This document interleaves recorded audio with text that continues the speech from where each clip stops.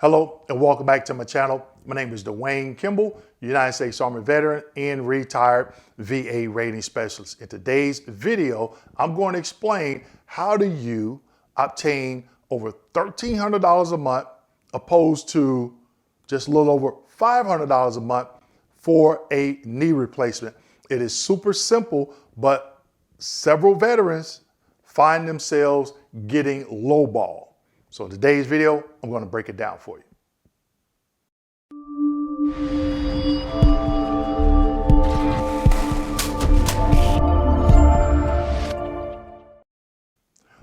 Okay, before we get into today's video, make sure you click the link below in the description section and sign up for my monthly veterans membership. Now, today's video. How do you obtain a higher rating percentage for a knee replacement to obtain that $1,300 a month opposed to just a little over $500 a month? All right. I've rated several joint replacements for the knee, and a lot of veterans get lowballed because they just do not know and they're not educated. So you can no longer say it because today Dwayne Kimball is going to educate you. Okay, so let's go ahead and get into it. Slide number one. Here in slide number one, this is the diagnostic code criteria for a knee replacement. Now, this is going to be a huge nugget. If you're claiming something, whether it be an increase, secondary, or new, you need to familiarize yourself with the diagnostic code criteria for that particular condition or conditions. Here's why. Whatever percentage, when you go to the diagnostic code, whatever percentage you feel you should be, part of those symptoms, residuals, whatever, need to be in that personal statement when you submit that 526CZ or 0995 or whatever. That is a huge nugget. Also, you need to educate yourself and familiarize yourself with that same criteria you put in that personal statement on that claim form, because when you go to the CMP examiner, that's what you're going to be talking about. That is another huge nugget because veterans often fail to do those two things. And I'm telling you how to get there based on my experience as a former VA rater. But let's get back to the knee replacement, okay? So we all know you're service connected for 10% for a knee condition, okay? And you and your doctor decide, yep, hey, I need a knee replacement, okay? So it says for 4 months following implementation of prosthesis or resurfacing, 100%, okay? 4 months. It used to be 12. I'm gonna do a follow-up video on that and explain how you get those 12 months back, okay? But it says 4 months. So the majority of the time, veterans, they have the knee replacement and they go from the 10% to 30%. So for those 4 months, you have 100%, then they'll automatically drop you down to 30. Now, how do you get that 60? Because that 30 is, I think, $524 a month, and I'll show the compensation rate table, but the 60% is just over $1,300. So that's a few $100 difference a month just for a knee replacement, right? This is how you do it. It states, with chronic residuals consisting of severe painful motion, not severe pain, but severe painful motion. Not, oh, I'm just sitting on the couch and I just got severe pain. Painful motion. So when you move that knee back and forth, you have severe pain in motion, okay? Or a lot of veterans miss this because in a lot of diagnostic code criteria, they're saying and, which means you need multiple, or you need one, okay? So, or weakness in the affected extremity. That's the 60% criteria. And that's where a lot of veterans fail. And this is not only with a knee replacement, but any condition, because they fail to go and look at the criteria for the percentage they feel they deserve. You should know this before you even put pen to paper if you're doing a 526CZ or filing a supplemental claim, okay? Move right along. Slide number 2. Now, this is 38 CFR 4.59, painful motion. Now, you see how I'm showing you the different regulations. I just showed you the criteria for knee replacement, and guess what was in there? Severe painful motion. So what is the 38 CFR that covers painful motion? Boom, there it is, okay? With any form of arthritis, painful motion is an important factor of disability, the facial expression, wincing, etc. You're sitting on the couch, or let's just say you're walking, okay?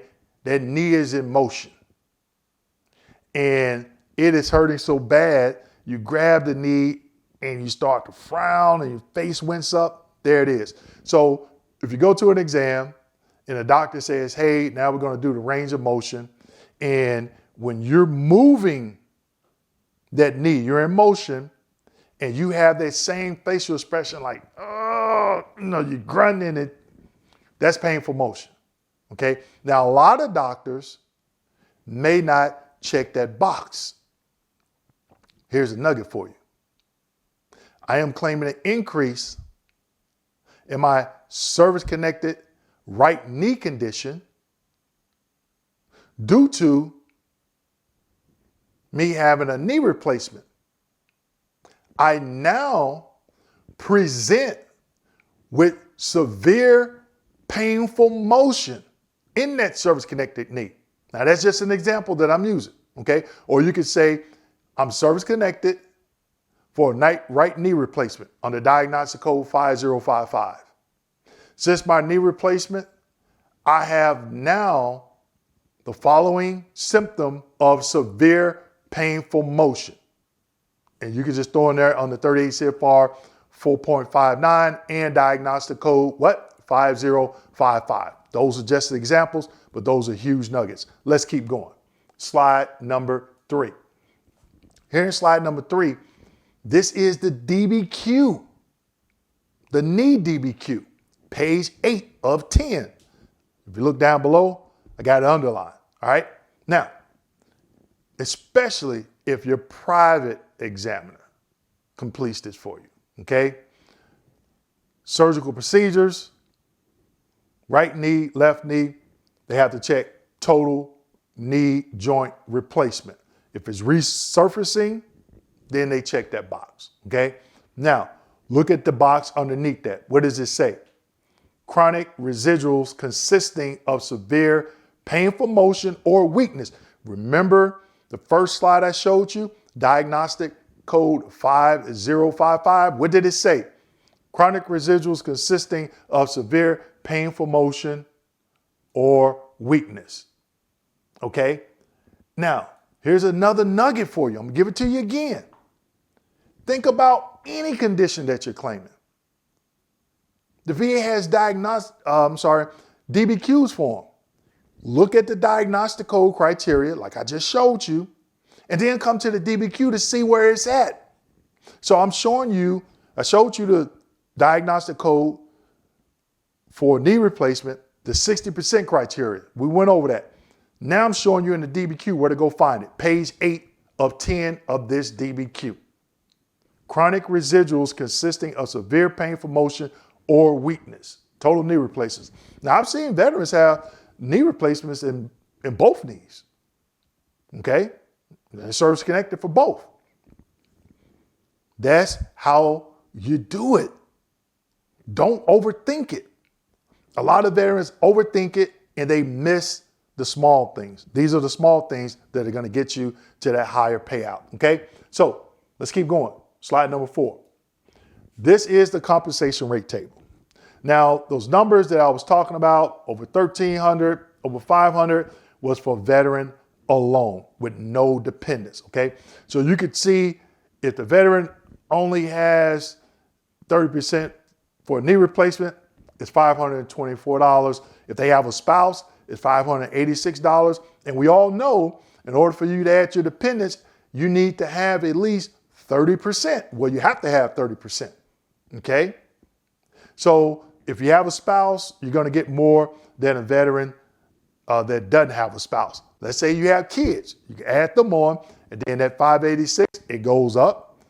Child number 2, it goes up. If you're taking care of your parent, it goes up. All right? Now, but if you're 60%, it's $1,361 if you are a veteran alone. If you have a spouse, it's $1,486. And again, you have more dependents, it goes up from there. So that's the difference between getting $500 a month, a little over around 500, a little more than $500 a month, opposed to possibly getting over $1,300 or $1,400, depending on if you have dependents or not. Okay, now I think that was pretty much straightforward. But if you didn't get it, go through it again. All right, because not everyone warrants the 60%. And this is only if you feel you warrant that next higher percentage. Now, another thing that you can take from this, and I've said it multiple times in this video, you can use this thought process for any condition. And that's one of the ways veterans go wrong. As soon as they say, Dwayne, I got lowball, I got lowball, I got lowball. They jump on YouTube and they jump in the comments, I got lowball. The first thing that I'm thinking, is that veteran or was that veteran educated on the Diagnostic Code criteria? And I'll come back and respond and I'll say that. And oftentimes, guess what the veterans say? What are you talking about? And that's how they got lowball, because they were not educated. I have a video on my YouTube channel where I'm explaining just the Diagnostic Code criteria, and I break it down in my book. And those veterans that educate themselves like this, those are the ones that maximize their compensation, meaning they are at the percentage, the highest percentage they feel they deserve. Okay? I don't go out and tell anybody, oh, you shouldn't be 60% for this, or you shouldn't be 50% for that. Oh, you're just money hungry. You don't deserve that. Who in the you know what can tell you what you should be service connected for in the percentage? Okay, only you. Maybe your wife, if she's helping you with certain things. But other than that, if somebody other than that tells you that, tell them to kick rocks. Tell them I said kick rocks. Okay? Because how dare another veteran say, oh, you shouldn't be entitled to this, or you're just trying to get the money. Don't worry about none of that. This is my life. You worry about yours, okay? So if you don't understand it, now go back and watch the video again, okay? Take your time and take some notes. But most of all, make sure you educate yourself. With that being said, make sure you like, subscribe, hit that notification button, and don't forget to share this video with your fellow veterans. Thank you.